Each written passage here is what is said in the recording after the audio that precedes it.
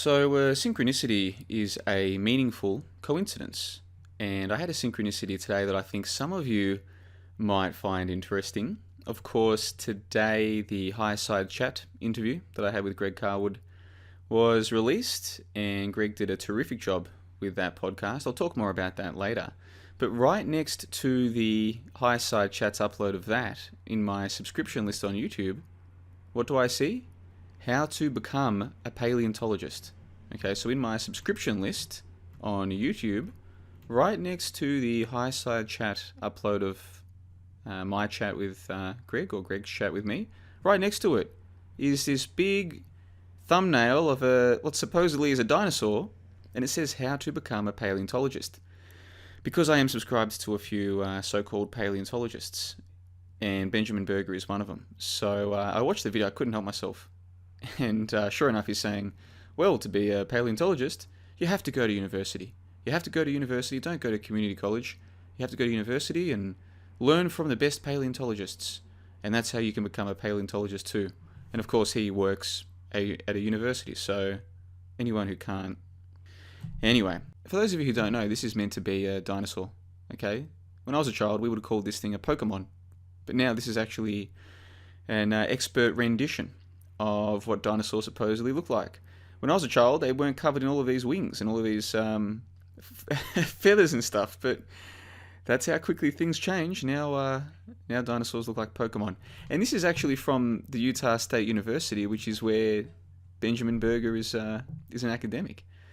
And it got me thinking about my own Dinoskeptic film, because of course this is only a matter of weeks away right now. So what I did is I went and just fixed up this website, updated it, and have posted a few videos there now that were originally released just to the members of my website, but they're now available publicly to give you a taste of what the final film is going to be all about. So I'll post a link to that in the info box below, and you can see what the Dinoskeptic project was all about. Once again, that's dinoskeptic.com. I'll post a link in the info box below. Now let's go to the upload of the call that I had with Greg Carwood of the Higherside Chats. And again, he did a terrific job in editing that. I do recommend you check that out if you haven't already. But what I noticed in the comments was flat earthers have come out of the woodwork to criticize myself and to criticize Greg for interviewing me. Because during the call, I mentioned how a few years ago, I interviewed all of the biggest names in Flat Earth. I interviewed Eric Dubay, Mark Sargent, Jeranism, Wakey Wakey, Stars Are Souls.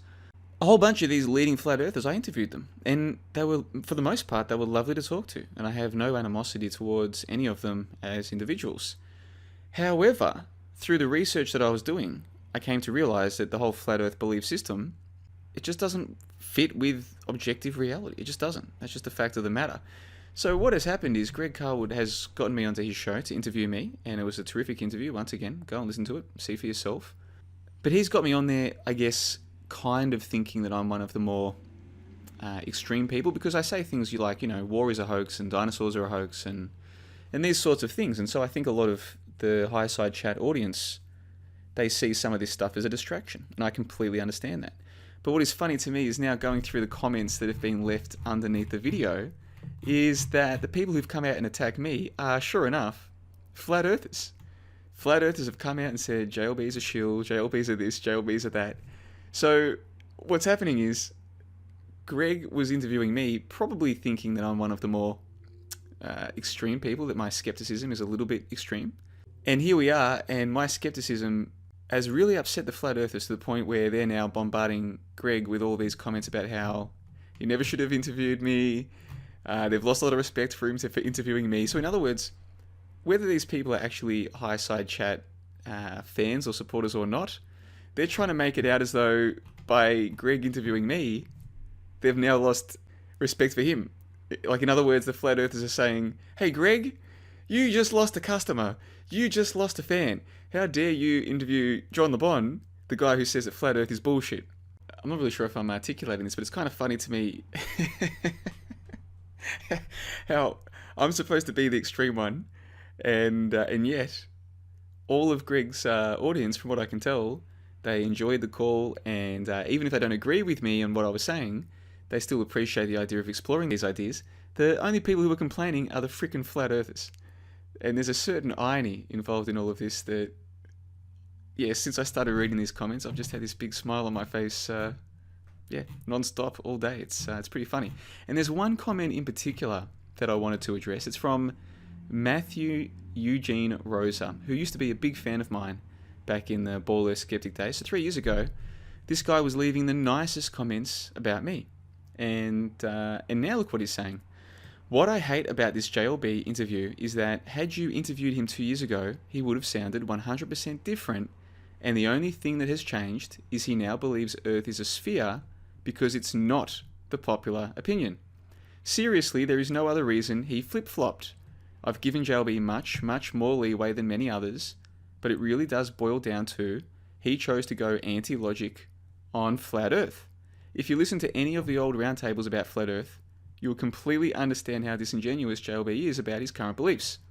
For your information, it isn't a little weird that JLB still believes dinosaurs are a hoax, and same with nukes, given his logic for why he now believes Earth is a ball, says Matthew Eugene Rosa.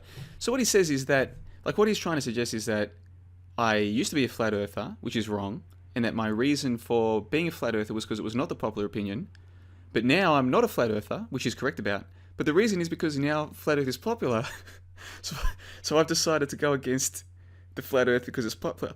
Now, you have to remember, in the flat Earthers' minds, flat Earth is big now. In their opinions, this is like the this is like the big thing now. Because they're in their own little bubbles and they see lots of people talking about flat Earth, they actually think it's popular. So one of the premises of what he's suggesting is that flat Earth is popular. JLB just wants to be a contrarian. So that's why JLB is now against a flat Earth. So there's so many of these fundamental premises that what he's saying is based on that are untrue. It's... words can barely describe. But here's what I'm going to do. I'm going to because it got me interested. I was thinking to myself, 2 years ago, bro, you guys were attacking me 2 years ago for pointing out the problems of flat Earth. And yet he's saying that had you interviewed me 2 years ago, I would have been pro-flat Earth. And I was like, this is like a bizarro world. So what I did was, I went back through my own archives from my own YouTube uploads of what I was uploading 2 years ago, and I went through all of the titles to see if any had flat Earth, and I found one. So what I'm going to do is I'm going to set... because what I did was, I took all my flat Earth videos and set most of them to private or to unlisted. Because what I did was, I just wanted to disassociate myself from these kind of people. Nothing against them, but look how negative they are. So anyway, I'd set most of my videos to unlisted or to private. So what I'm going to do is I'm going to set one of those videos from August 2016, so 2 years ago, Matthew, right? You say that 2 years ago I would have sounded different. I'm going to set a video about flat Earth from 2 years ago on my channel back to available so that you can see it and other people can see it. You can see what I was saying 2 years ago and you can see that you're wrong, okay? Now, that's not going to stop you. People like you don't care when you've been proven wrong, evidently. This is more for the benefit of the other Higherside chat listeners or audience members who might not be familiar with my work and with my backstory with Flat Earth. You can see what I'm talking about with these Flat Earth people, okay? Do I think that believing in Flat Earth makes you a bad person? No. Do I believe that all Flat Earthers are bad people? No. But what I have seen is countless examples of people like Matthew Eugene Rosa who have either lost their minds or are behaving as though they've lost their minds. They're saying stuff that is patently untrue, and they don't even care, okay? I'm going to attach at the end of this video, you're about to see it for yourself, a video that I released, that same video from August 2016. I'm going to attach it at the end of this video. And is Matthew going to come out and say I was wrong? That he was wrong? Matthew Eugene Rosa? Is he going to say, you know what, JLB, you're right. 2 years ago you were saying that Flat Earth was nonsense. I was wrong about that. I misunderstood. For some reason in my mind I thought that 2 years ago you were a Flat Earther, but I can see evidently that you weren't. Is he going to do that? I doubt it. These people... there's an objective reality and there's a subjective reality. And these people, there is no difference between those two things. If they subjectively feel like Flat Earth is real, then that's the objective truth. If they subjectively feel like JLB flip-flopped, he was a Flat Earther but now he's not a Flat Earther, if that's what they feel, then that's the truth to them. So even when I show you objective reality that contradicts their subjective beliefs, are people like Matthew going to admit to themselves that their perceptions are wrong? They have to take a deep breath and reassess how they could be so wrong? No, they're not. So yeah, it's gonna be interesting to see what the rest of the feedback is like on this Higherside Chats upload. It's going to be fascinating to see. At the moment, it's 4-1 up. If any of the leading flat earthers mention this call, they'll get their flat earth people, their legions of flat earth people, to come and thumbs it down. And we'll see dozens more thumbs down, specifically from flat earthers. And yeah, it's very funny to me that the only people who seem to have a problem with John LeBon and this particular interview, despite the fact that my opinions are relatively extreme compared to most people when it comes to skepticism and questioning things, despite the fact that Greg and I spent an hour talking about how I think ancient Egypt is a hoax, that's not what's upsetting people. It's not his real audience that are upset by this. It's the frickin' flat earthers, of all people, proving the exact point that I was making. Here's that video from August 2016. Until next time, you guys take care of yourselves. A Tab Market Update. Well, there's yet another YouTube debate about the shape of the Earth coming up, and here at TAB we've got some juicy odds on offer to help make this false dichotomy time waste a little more fun than usual. First, let's take a look at the specific question markets, and the first one is, how will Polestar try to prove that the Earth is spinning? The ball on a wire argument is clear favourite at $1.10, while the snipers correct their aim argument is also running hot at $1.70, whereas the water down the drain argument is easing towards even money at $1.90. It looks as though there's no confidence that Polestar will do the sensible thing and admit that we simply aren't spinning, with that option drifting out to an unbelievable $33. Now let's move on to the next question, and that is, how will David try to explain away the southern flights? The supersonic jets claim has come right into $1.10 and is current favourite, but the southern flights actually prove flat earth claim is not far behind at $1.17. It would take an awful lot of chutzpah for a man to claim that flights he previously admitted would disprove flat earth now actually prove flat earth after all, but David has done it in the past, so if you think he'll do it again, $1.17 is better than bank interest and might be well worth a nibble. Meanwhile, the Southern Flights, what Southern Flights claim, is steady at $1.90. In the past, this was a favourite of the leading flat earth promoters, but lately they seem to have gone cold on this claim, perhaps afraid that even their own devout followers might realise they're being taken for a ride. Finally, the magic wormhole claim is a distant outsider at $17. Bear in mind that the people pushing the flat earth are also pushing the long-debunked 100th monkey effect, so at $17 the magic wormhole claim could still be a value bet. After all, you never know where the flat earth promoters will push this next, so this one might be worth a cheeky nibble. And next on the books is the question, how will David try to explain away the southern star rotation? The stars don't matter claim was a hot favourite early and is now closed 2 new bets. However, you can still get good value on the deny the South Celestial Pole tactic, paying a juicy $1.11.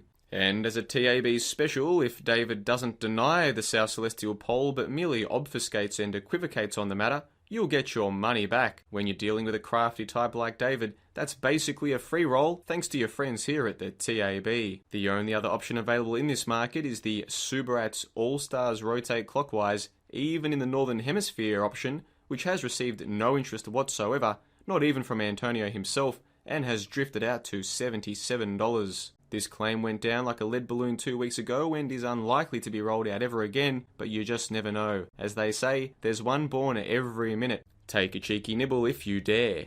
Now into the results market, and the question is, what will be the outcome of the debate? Heliocentrist Sleeple and Flat Earth Lemmings alike claim that their team won the debate is closed.